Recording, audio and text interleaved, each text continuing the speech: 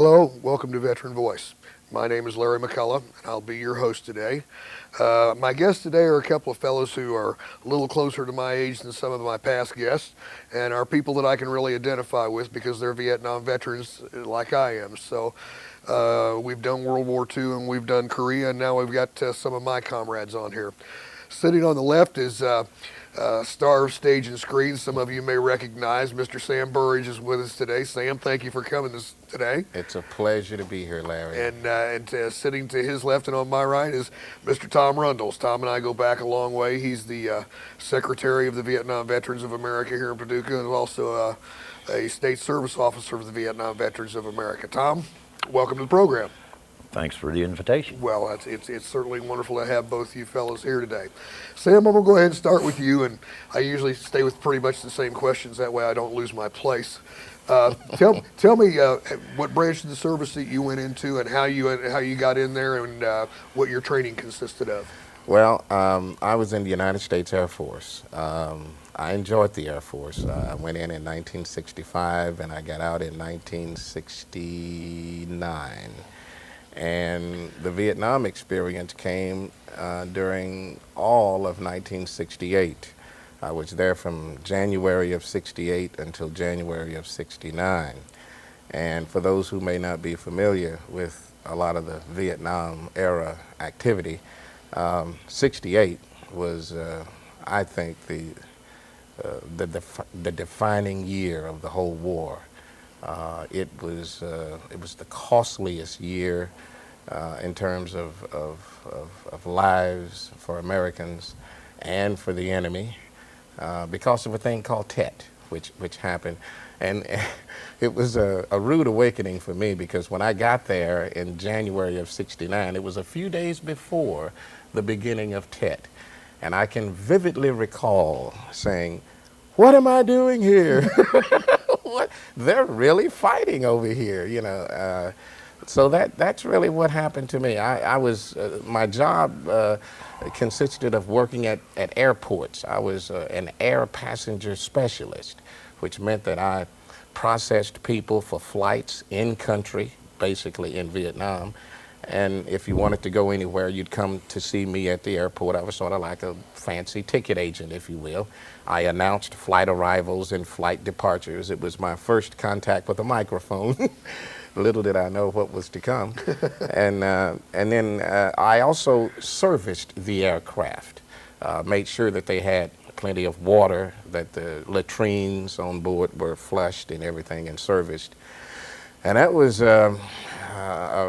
one of my more vivid memories too, because before I went to Vietnam, I was stationed temporary duty in Japan at a place called Yokota, Japan. And it was my first inkling of what was going on in Vietnam because many of the airplanes that I serviced were filled, I mean literally stacked from floor to ceiling with dull metal gray caskets. And with name tags on them, specialists for whoever.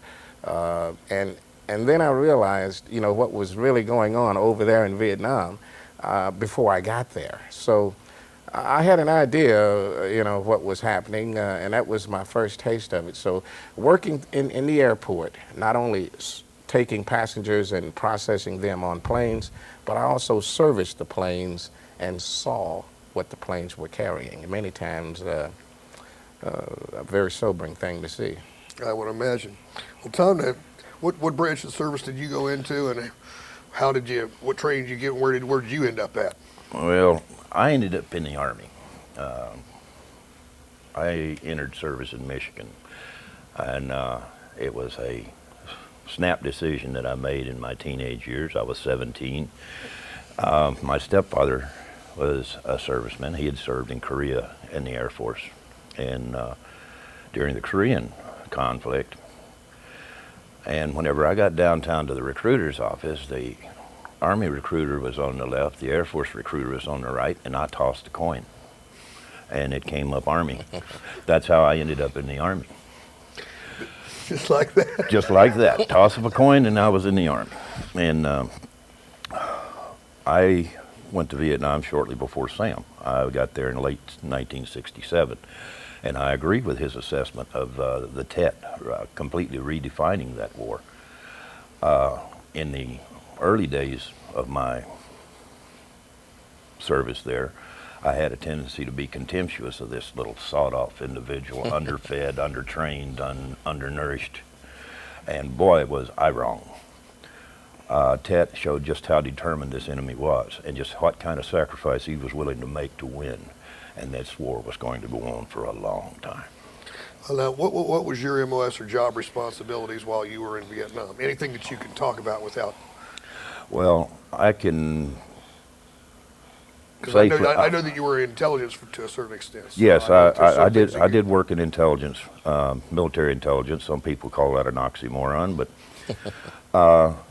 in regard to particulars, I won't discuss that part. But I did help make battle plan. I did keep track of the enemy, try to maintain a accurate head count, and that's very difficult because they don't help a lot.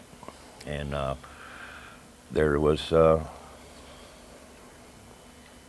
great deal that goes on behind the scenes because information in the field to a commander is gold. Lack of it kills, and it kills you, your friends. It costs you battles, it costs you wars. Lack of information. And so that is a critical key. You get it. Later, I moved into the field. I got tired of being in the rear, and the only thing I could do was knuckle down and ride it out whenever they decided to hit. I wanted to get where I could hit back. And so I worked my way out into the field. I ran a SRDF, stationary radio direction finding site, where we tracked the enemy signals, call in airstrikes, artillery. Battleship off the coast there did a wondrous job of shutting those radios off whenever they'd come up. And but it was rather strange. Most of the people thought I was nuts because I wanted to get into the field, and they were trying to get out of the field. I think that's just human nature. Everybody wants to be something or someplace they're not. Well, by the time it was over, we had shared experiences. Whenever stuff started happening, I wondered this, now, why did you really want to be out here? And that was usually after, you don't have time to make that judgment in the midst of what's going on.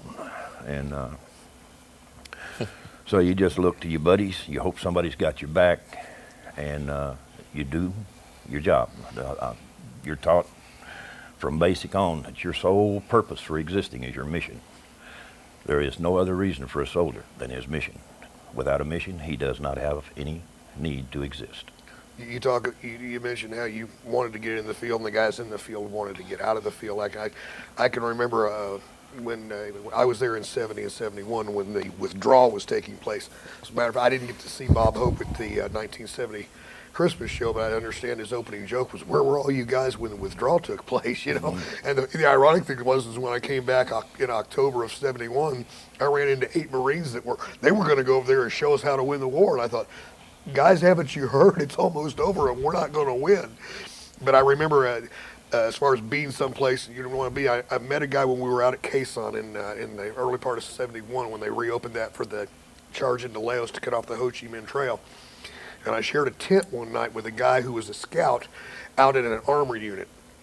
And he couldn't wait. Boy, he had been out in the field for 6 or 7 months, and he was tired of living in that track and being in the jungle.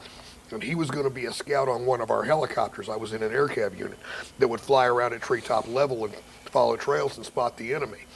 And I remember he was going to fly for the first time the next day, and he was all excited. He wasn't going to have to sleep in that track anymore. He was going to be either in a tent or back at Quang Tree in a Quonset hut. And that guy got killed the very first day he was out there. The first morning he went out flying. And I thought it was such an irony because I really didn't get to know him that well. I spent that last night of his life with him and didn't know him that well. And I thought, maybe if you'd have been in the track and you'd have still got it. But you know, when you're up there flying around being a professional target, that's one of the chances that you take. So, you know, there's little things like that that really stand out in your mind. And Sam, have you got any one particular, whether it be positive or funny? I mean, I had some of the best times and worst times. Have you got something that really stands out in your mind? You know, it's been what, 30 years, 35 years, something like that, you know, and it's a lot easier to put things in perspective, you know, as time passes. You know, when you look back, it takes a while to see things a lot clearly. And when I was there, it was particularly stressful for African American soldiers. You know, you had, in '68, you had Martin Luther King assassinated. You had Robert F. Kennedy killed. You had the My Lai massacre. The Democratic National Convention was a debacle. You saw that. LBJ said he was not going to run again. You know, it was a terrible year. And it was, Muhammad Ali was stripped, you know, of his world championship. Martin Luther King, before he was killed, came out against the war. So did Malcolm X before he was assassinated. So it was a lot of dissension, you know, among African American soldiers in Vietnam, as it was, you know, a divided American public here back at home. And there I was over there, you know, and the thought would enter my mind, what am I doing over here trying to free these people? You know, this is my mission, so to speak, when I've been deceived. You know, those thoughts ran through my mind too, you know, because back at home, you know, we're fighting for equal rights and equal justice, you know, and here I am over here trying to liberate these colored people when, you know, my brothers and sisters back home are fighting another kind of war. There was we all know that even before we went in the military, as we grew up through the 60s, it was a very turbulent time. It was. Because of a lot of things. And I remember, in my opinion, it seemed like it started when John Kennedy was assassinated in '63. It seemed like from that point on, everything seemed to kind of start coming unglued. Of course, I guess maybe up until then I was naive and I didn't really know what the real world was about. But after '63, when he was assassinated, it was like the whole world started to come unraveled, and the more it went, the more off kilter it got. But I want to come back and talk about the race thing. I still think we could have won the war, though. Well, I really do. That'll always be the thing. Now, you were going to say something a second ago when I shared that experience. I didn't mean to cut you off there. You were talking about the people wanting to get out of the field, and I was trying to get into the field. Well, every unit has a re-enlistment NCO. You know this. Oh, yeah. I know this. Sam knows this, right? In my outfit, when I was working with the Cav over there, we had a re-enlistment NCO. That if there was a hot LZ, he would go to it with re-enlistment papers, promising those guys he'd get them out of the field, and he never missed his quota. So promise them anything? Promise them anything. I remember there were a lot of guys that had enlisted. I was drafted myself. You know, I tell people I fought, still had to go. You know, kind of joking around, but I knew they were going to get. See, the only lottery in my life I ever did any good on, it was number 7. I thought, I'm going. So I let them come and get me. I didn't go enlist. And I knew a bunch of guys that said, I'm going to enlist because the recruiter told me that I won't have to go to Vietnam. And they were right. He didn't go right to Vietnam. He went to Germany for 6 months, and then he went to Vietnam. Yeah. I knew a lot of guys. That was the first fellow they were going to visit when they got back, was their recruiter. Now, Sam brought up, you know, the turbulent times with the racial issues in the '60s. You were there. How about racial issues as far as you were with the African American individuals in your unit or around there that you knew? How were those relations working? For the most part, where I'm concerned, we managed to work it out. It did exist. There's no denying that. There were times whenever the blacks would pack up, and they didn't want no white intervention. It was a brotherhood thing, and the main thing that I found is you don't change your story. When you're dealing with a man, you deal with him honestly. You tell it the truth. You tell it the way it is the first time, and you don't change it. You deal honestly and openly, and while you may not be openly welcome, you will gain respect, and it doesn't matter what color you If you can't stand on your own, standing with a pack does not improve you. And this is something that we all had to come to understand. Yeah. Well, Sam, how about you go ahead and Well, there were some myths too about the race issue, and I think a lot of anti-war activists used the premise that, blacks were used as fodder, just put out front, that there was a disproportionate number of black casualties when you look at the percentage of blacks in the American population. Now that we can look back and see clearly, the numbers don't show that. The amount of black casualties were somewhere around 10 to 11%, and that was just about reflective of the black population in America, at that time. So if it had been 20, 30%, boom, yeah, you could have, there would be some substance to that argument. But now that we can look back and actually see what happened and look at the numbers don't jive. Yeah. So, that wasn't true. Another myth that I think, and one that I think is something that I'm happy to talk about is the fact that not all Vietnam veterans are all screwed up. A lot of people, because we lost the war, a lot of the unhappiness was directed toward the soldiers who fought the war. All we were doing was doing our duty. We could have won it. We know we could have won it, but that does not mean that those who fought the war came back imbalanced. We were not. 85% of all Vietnam vets made a successful transition into civilian life. Yes, there were some cases. You're going to have post-traumatic stress syndrome in any war, in any situation. You got it now with the Iraq thing going on, the Persian Gulf situation. But it was not anything that was catastrophic or anything. It's just, you had it in World War II, you're going to have it in every single war. I know that when we came back, it's like you said, a lot of 70% of the country was at that time, towards the end, was against the war. And I think that the frustration was that we're protesting, we're marching, we're telling our politicians, and nobody's paying any attention to us. So consequently, what happened is that the people took the war out on the warrior. Absolutely. And we all know how we got treated when we came back, and we're not going to beat that poor dead horse, because everybody has heard about it, knows about it. We weren't real popular, and we were coming back going, hey, I'm the guy with the white hat on. I served my country. I did what I was told to do, and I followed my orders. So, Exactly. Why am I the bad guy all of a sudden? And I was living in Muncie, Indiana at the time, and boy, when I came back, everybody at Ball State University was taking a philosophy class. And I got lectured, and to the point to where I said, well, there's two ways to look at this. If I didn't do anything in Vietnam, then you got no business, getting down on me like this. And if I'm half as bad as you say I am, you better leave me alone, or I'll reach down your throat and rip your lungs out. And a lot of people, oh wow, man, dude, don't get all excited, Yeah. So, but that's the way we were perceived. That's because exactly. the negative side got shown by the press a lot of times. Yeah. And not only that, we were advised by our handlers whenever we came back and were exiting the military not to wear our uniforms. We could not take pride in what we had done. It was dangerous for us to do so. Our own people would turn against us, and race didn't matter. It was the soldier that was taking the hammering.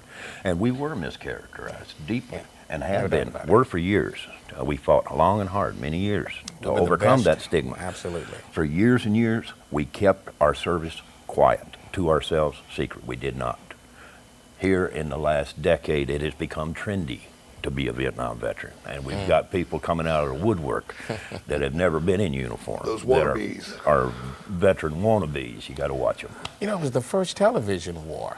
Really, Exactly. and that First had a one fought lot in our to living do. rooms. Yeah, that had a lot to do with all of this that we're talking about, because in World War II, everything was kind of screened. You don't see a whole lot of pictures of fallen World War II soldiers. Only because, the enemy. Because the media, everything was restricted and censored. Really. Now the media has free reign to shoot whatever they want, and there's a consequence to that. And we saw it in Vietnam, and I think that's one of the reasons now that everybody, goes around saying support the troops, support the troops. And I've utter that mantra too. Yes, support the troops. If we didn't learn anything from Vietnam, we learn that lesson. That's Support the something that I troops. was going to that I was going to point out when fellas were talking a second ago about how we got through and we got back. I really believe, and I think that the troops that are coming back now would acknowledge the fact that if nothing else, one of the things that we learned from Vietnam is that don't hold the warrior responsible for what's going on. Whether Very you like true. Bush, whether you like the war, regardless what your politics are, respect the man and woman who are in the field, fighting the battle and doing the job. And I think that the young men and women coming back recognize that probably as well as anyone does. Well, you know as well as I do that the soldier does not fight for noble causes. The soldier does not fight for high ideals. He fights for his fellow soldier. They fight protecting each other to accomplish a mission that's given to them by those who do see the big picture. Mm-hmm. The soldier himself is he's the nuts and bolts of the operation. Nothing gets done without him. But his reasons for fighting are not all that complicated or complex. That's very true. You know, if you're going to point the finger, you point the finger at those, the brass, you know, the ones who make the decisions in the smoke-filled rooms and everything, but not the guys who are out there on the battlefield, you know, doing the work. And not just guys, but women too. It's co-ed now. Oh, yes. You know, this is a co-ed war. Oh, yeah. You know, it's not just guys only. I mean, there are grandmothers out there and there are mothers and there are wives out there. And one of the things that I really was appreciative of seeing was the Women's Vietnam Memorial in Washington. I got this little decal there when I was there last year. I went to see the wall. I wanted to see the wall. That's an awesome experience. Oh man, Is it not? oh my God, it was really it was powerful. But you cried. You know, yeah, I did.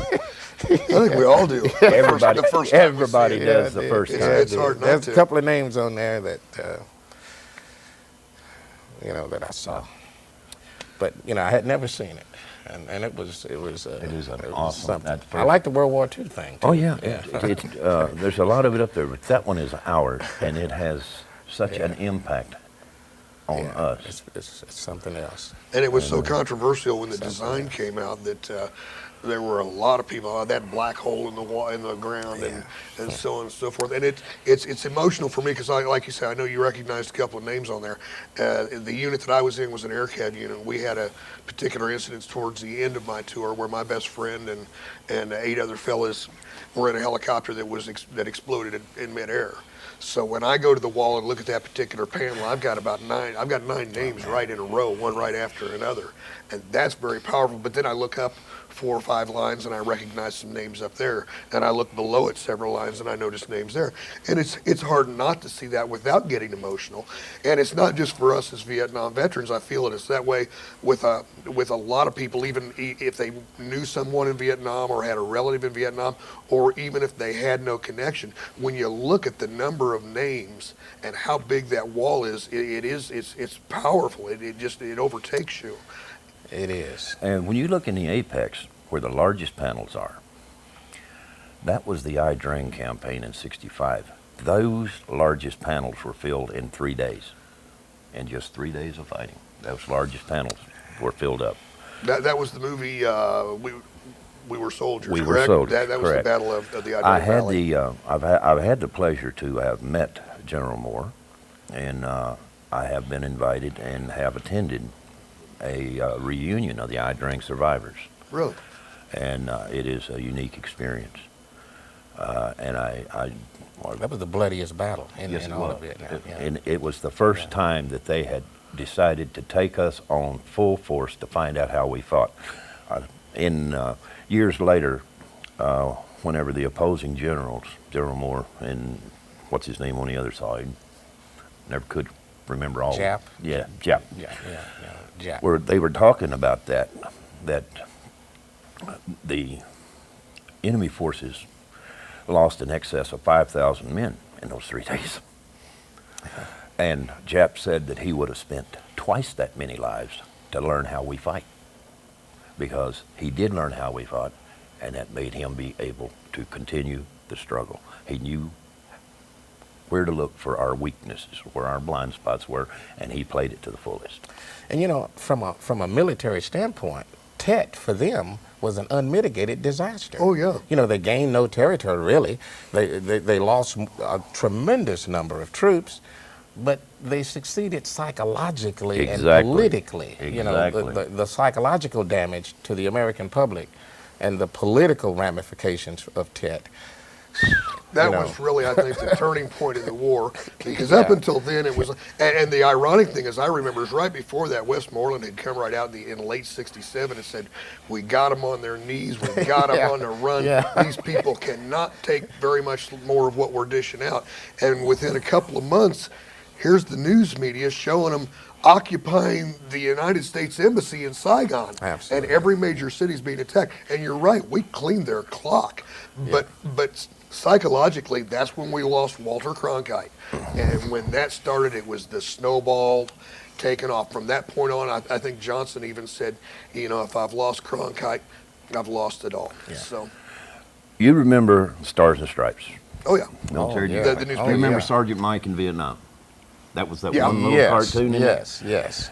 right after the Tet Offensive, and after this Westmoreland thing where we had him on our knees, it showed these two VC in a shell hole with a copy of Stars and Stripes that says "America winning war," and one VC is saying to the other one, "Sure, they're winning, but we can afford to lose it longer than they can afford to win it."